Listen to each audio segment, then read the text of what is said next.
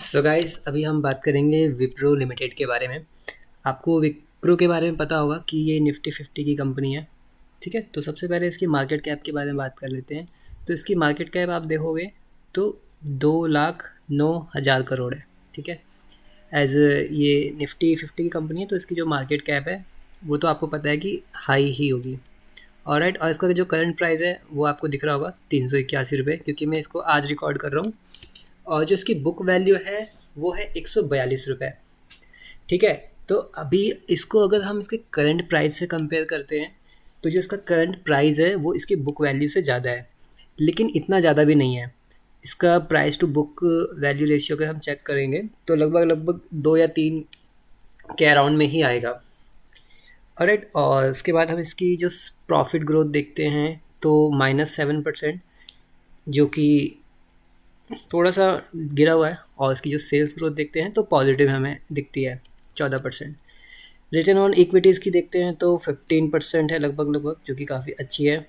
इसकी जो current liabilities हम देखते हैं, यानी कि करंट जो इसके खर्चे हैं कंपनी के, वो लगभग 26,000 करोड़ है। ओके, और जो इसकी करंट एसेट्स है, जो चीज़ें इसको पैसा कमा के देती है, तो वो 35,000 करोड़ है। यानी कि जो इसकी जो खर्चे हैं वो इसकी इनकम से कम है, मतलब कि कमा ज़्यादा रही है और खर्चे कम कर रही है। तो ये एक पॉजिटिव चीज़ है। टोटल एसेट्स इसके देख लेते हैं, लगभग लगभग 1,16,000 करोड़ इसकी जो टोटल एसेट्स हैं। और इसके जो रिज़र्व हैं वो भी काफ़ी ज़्यादा पॉजिटिव हैं, लगभग 76,000 करोड़। एनुअल प्रॉफिट इसका आप देखोगे 11,000 करोड़ है, पॉजिटिव है। Free cash flow 11,000 crore, positive चीज़ है। यहाँ पे आप देखोगे कि इसका जो डेप्ट है, यानी कि जो कर्जा है, 17,000 करोड़। तो देखो, अगर इसको हम इसके रिज़र्व से कंपेयर कर लें या फिर इसके जो कैश फ्लो को भी थोड़ा सा कंपेयर कर लें तो उसके कंपैरिजन में ज़्यादा नहीं है। ठीक है, देखो इसका जो फ्री कैश फ्लो है 11,000 करोड़ है और 17,000 करोड़ का इस पर डेप्ट है। ठीक है, और मार्केट कैप भी आपको पता है इसकी बहुत ज़्यादा है। तो इतने 2 लाख करोड़ की अगर मार्केट कैप है इसकी, और वहाँ पे अगर इसके पास 17,000 करोड़ का अगर डेप्ट है, तो ये कोई ज़्यादा बड़ा अमाउंट नहीं है। और आप देख सकते हो कि 35,000 करोड़ के इसके करंट एसेट्स भी हैं। देखो, टोटल एसेट्स इसके ज़्यादा हैं, करंट एसेट्स कम है। करंट एसेट्स और टोटल एसेट्स को अलग अलग इसलिए लिखते हैं क्योंकि देखो, कोई ज़रूरी नहीं है कि आपका कोई भी एसेट्स है वो राइट नाउ आपको पैसे कमा के दे रहा है। ठीक है, जैसे कि आपकी कोई बिल्डिंग है, उस बिल्डिंग में आपके 100 कमरे हैं, तो 100 के 100 आपको भी रेंट में नहीं चढ़े हुए हैं, 50 ही चढ़े हुए हैं रेंट पे। तो आपको 50 से जो है किराया मिल रहा है, रेंट मिल रहा है। तो जो 50 कमरे हैं वो आपके करंट एसेट्स हैं, जबकि टोटल एसेट्स आपके 100 कमरे हैं। ठीक है, सो आई होप कि आपको कुछ चीज़ें अभी समझ में आ रही होंगी।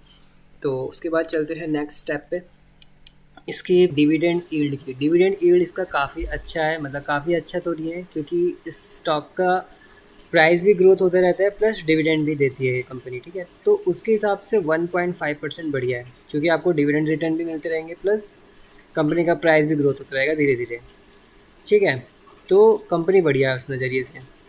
उसके बाद हम देख लेते हैं इसकी जो इंट्रिंसिक वैल्यू है वो 301 रुपये है, और करंट प्राइस इसका है 381 रुपये, जो कि ऑलमोस्ट इक्वल है। ठीक है, बुक वैल्यू इसकी 142 है। Return on equity 15%। Price to sale ratio 2.3 है, जो कि अच्छा है। 1 से 3 के बीच में अच्छा माना जाता है। फेस वैल्यू इसकी 2 रुपये है, जिससे ज़्यादा फर्क पड़ता नहीं है। रिटर्न ऑन कैपिटल एम्प्लॉय आप देखोगे तो 17% है। प्राइस टू अर्निंग रेशियो इसका 18.4। ओके, रिटर्न ऑन एसेट इसका 10% है। और उसके बाद हम लोग नीचे आते हैं तो यहाँ पे हम देख सकते हैं इसके 1 साल का ग्राफ जो है कि वो धीरे धीरे नीचे ही आता जा रहा है। ठीक है गाइस, तो ये वैसे फंडामेंटल का है, ये मैं आपको दूसरी वीडियो में बता दूंगा बना के। ठीक है, उसके बाद नीचे आते हैं तो प्रोज एंड कॉन्स चेक कर लेते हैं। देखो गाइस, यहाँ पे लिखा हुआ है the pros and cons are machine generated. ठीक है, तो प्रोज में कुछ भी नहीं लिखा हुआ और कॉन्स में सिर्फ एक पॉइंट लिखा हुआ है, the company has delivered a poor sales growth of 10% over past 5 year.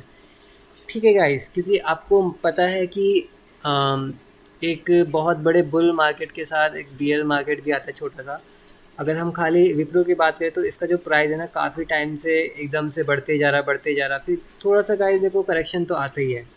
ठीक है, वो टेक्निकल एनालिसिस से पता चलेगा कि कैसा क्या कहाँ पे इसका जो है रिवर्सल आ सकता है, लेकिन अभी हम सिर्फ फंडामेंटल की बातें करेंगे। ठीक है, तो देखो अभी और नीचे आते हैं। उसके बाद इसकी जो कंपेयर करने वाली जो कंपनी है ये 4 नंबर पे आती है। उसके बाद हम और नीचे आते हैं तो इसकी जो सेल्स है यहाँ पे आप देख सकते हो, आप चाहो तो इसको पॉज कर सकते हो। तो इसकी जो सेल्स है वो बढ़ते जा रही है, बढ़ते जा रही है। ठीक है, आप देख सकते हो, अगर कहीं पे घटी भी है तो ज़्यादा नहीं घटी है। ठीक है, और ऑपरेटिंग प्रॉफिट आप इसका देखोगे, सब कुछ आपके सामने है। ठीक है, आप चाहो तो पॉज करके देख सकते हो। उसके बाद हम लोग इसके प्रॉफिट की बात करते हैं, तो प्रॉफिट भी धीरे धीरे इसका बढ़ रहा है। देखो लास्ट इसका 2022 में इसका लगभग था 3065 और यहाँ पे 3094। ठीक है, और ये जो मेरे ख्याल से जो नंबर है ये करोड़ में होंगे। ठीक है, जैसे कि आप यहाँ पे देख सकते हो लिखा हुआ है consolidated figure is in crore. ठीक है, तो 3094 करोड़। उसके बाद और नीचे आते हैं प्रॉफिट एंड लॉस पे, तो आप इसका प्रॉफिट देखोगे यहाँ पे धीरे धीरे प्रॉफिट इसका बढ़ रहा है। देखो जो आपको डार्क कलर में दिख रहा होगा ना, यहाँ पे देखो जो हाईलाइटेड नंबर आपको दिख रहा है, प्रॉफिट धीरे धीरे बढ़ रहा है। उसके बाद और नीचे आते हैं तो इसके जो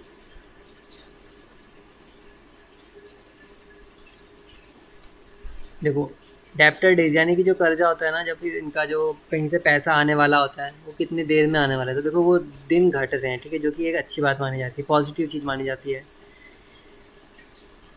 रिटर्न ऑन कैपिटल एम्प्लॉयज़ का धीरे धीरे देखो घट रहा है, जो कि बहुत ही ज़्यादा नेगेटिव चीज़ है। देखो यहाँ पे 24 से 29, 27, 27, 23, 29, 17, 19, 20, 22, 19 फिर 18 हो गया, जो कि एक नेगेटिव चीज़ है। देखो बढ़ने के लिए आने वाले टाइम में बढ़ भी सकता है, लेकिन अभी तो ये घटता हुआ ही दिख रहा है हम लोगों को। उसके बाद इसकी जो प्रोमोटर की होल्डिंग है 74%, फिर उसके बाद 73%, फिर 73.01, फिर 73, फिर 72, फिर 72.92। तो गाइस प्रमोटर की होल्डिंग घट रही है, जो कि काफ़ी ज़्यादा नेगेटिव मानी जाती है। और साथ के साथ आप देखोगे तो FII यानी कि फॉरेन इंस्टीट्यूशन की जो होल्डिंग है वो भी लास्ट टाइम आप देखोगे घटते जा रही है। यहाँ पे थोड़ी सी बड़ी है लास्ट, यहाँ पे देखो 6.30 से 6.38 हुई है, लेकिन ओवरऑल आप देखोगे तो घटते ही जा रही है। उसके बाद डोमेस्टिक इंस्टीट्यूशन की आप होल्डिंग देखोगे तो वो बढ़ रही है। क्यों बढ़ रही है ये ना आपको मालूम है ना मुझे मालूम है। पब्लिक की होल्डिंग आप देखोगे तो सिर्फ पब्लिक की होल्डिंग यहाँ पे बढ़ती हुई हमें दिख रही है। वैसे तो पब्लिक की भी घट रही है, लेकिन ज़्यादा इसमें उतार चढ़ाव हमें देखने को नहीं मिल रहा है। ठीक है, तो जो जो बड़ा नेगेटिव पॉइंट ये है कि प्रमोटर की जो होल्डिंग है वो घट रही है, ये जो एक बड़ा नेगेटिव पॉइंट है इसमें। ठीक है, उसके बाद इसके बारे में एक चीज़ हम लोग और देख लेते हैं। देखो यहाँ पे ना आप किसी भी स्टॉक को देखोगे ना, तो यहाँ पे उसकी वेबसाइट का लिंक होता है, उस पर आप क्लिक करोगे तो कुछ आपके सामने वेबसाइट खुल जाएगी। तो अभी हम विप्रो की वेबसाइट देख लेते हैं।